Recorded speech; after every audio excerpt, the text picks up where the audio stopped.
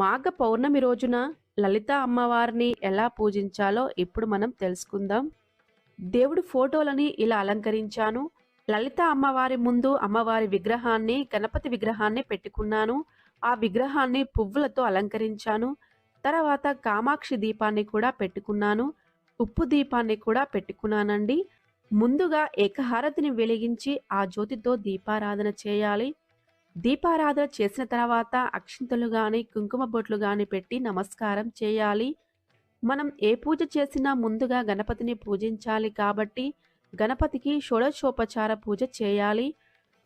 గణపతి పూజ పూర్తయిన తర్వాత లలిత అమ్మవారిని, లక్ష్మీ అమ్మవారిని, శ్రీమన్నారాయణుని, శివకేశవులందరినీ పీఠం మీదికి ఆహ్వానించి పూజను మొదలుపెట్టాలి.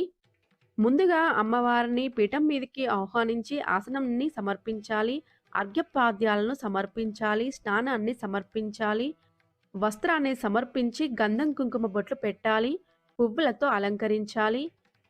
తర్వాత లలిత సహస్రనామం గాని, లలిత అష్టోత్తరం గాని, లక్ష్మీ అష్టోత్తరం గాని, లక్ష్మీ సహస్రనామం గాని చదువుతూ పువ్వులు, అక్షింతలు, గోమతి చక్రాలు, లక్ష్మీ గవ్వలు, చిట్టి గాజులతో పూజ చేయాలి. అలాగే ఈరోజు మణిద్వీప వర్ణన చదివితే చాలా మంచిదండి. పూజ పూర్తయిన తర్వాత అమ్మవారికి ఇష్టమైన వడపప్పు పాయసంను, అలాగే పాలతో చేసిన పదార్థాలను, ఏవైనా పళ్ళను నైవేద్యంగా సమర్పించాలి. ఇవన్నీ వీలు కాకపోతే ఇందులో ఏదో ఒక నైవేద్యమైన సమర్పించండి. తర్వాత అమ్మవారికి ధూపం చూపించాలి. తర్వాత నీరాజనం సమర్పయామి అంటూ మంగళహారతి పాట పాడుతూ కర్పూర హారతి ఇవ్వాలి.